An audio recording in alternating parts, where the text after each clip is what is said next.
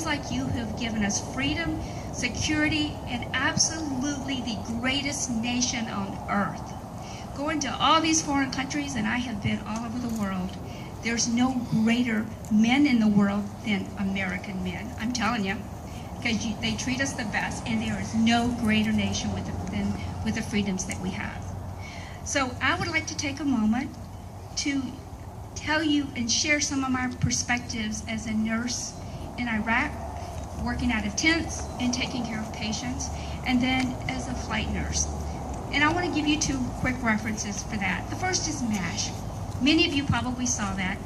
It was kind of written in a humorous context, but there were a lot of real life moments that when I was out working in these tents, mass casualties coming in, hearing the bombs going off, I thought, oh my gosh, this is really the way it was MASH. So there is some truth to the things that you saw on there, even though they tried to portray some humor, because, you know, it's a show and they want to keep the ratings up. But there was a lot of truth to that. Someone that I would be having a meal, MREs that time, meals ready to eat.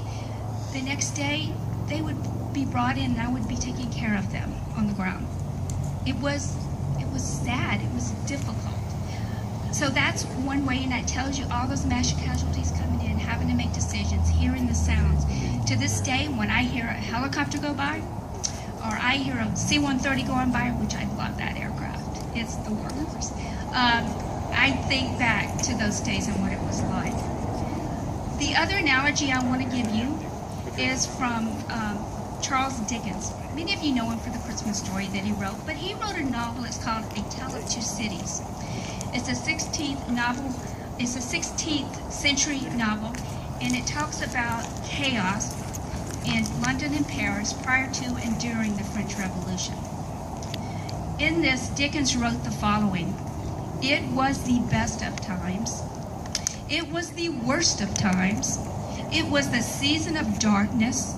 It was the spring of hope, and it was the winter of despair." Now that's a paraphrase, I didn't use all of it, but that really gives you a good sense of what it was like to be in a war zone as a nurse from my perspective.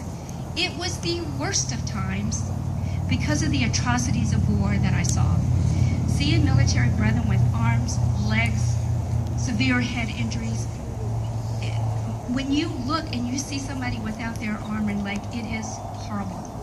When they can't respond to you because of a head injury, it is horrible. Hence the part about the dark and despairing. It was terrible to see the atrocities of war. That's why, to me, all the people that I recognized early are my heroes because they were the boots on the ground.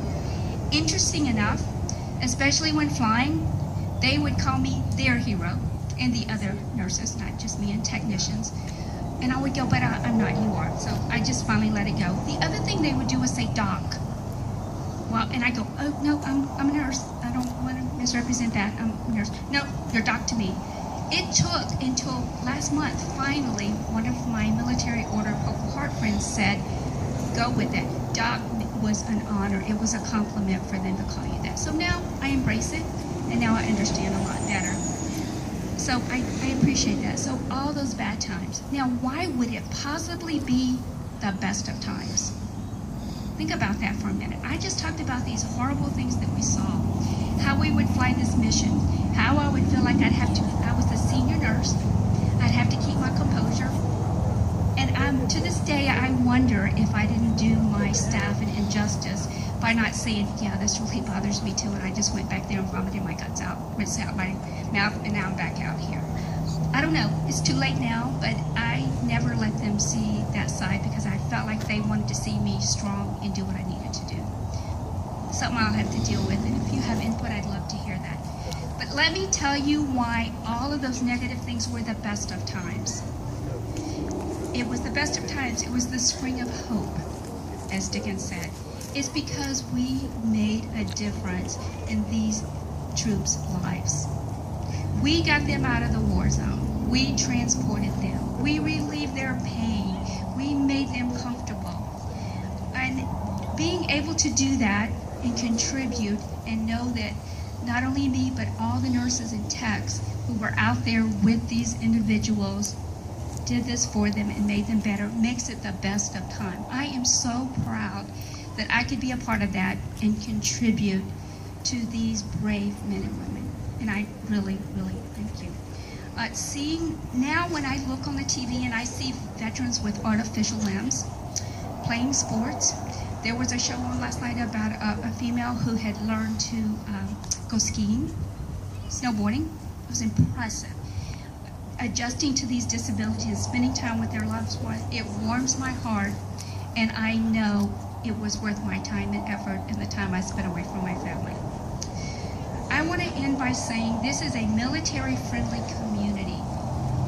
There are a lot of support systems, and I have read statistics as high as 40% of the individuals who were out and homeless are veterans. That's really sad because there's so many support systems to come out here. For instance, the VFW, the American Legion, the Air Armament Museum, Northwest Florida State College teaches these courses. They also have a veterans office there that can help you. So I hope that if you're one of those individuals who do need some support, camaraderie, someone to tell your stories to, because one of the things that a lot of people learn when they come to the class that we teach about caring for veterans is it's hard for veterans to tell their stories to anyone other than another veteran. And telling those stories and letting it out is very therapeutic. I want to close by saying thank you for your service and sacrifices you made. And I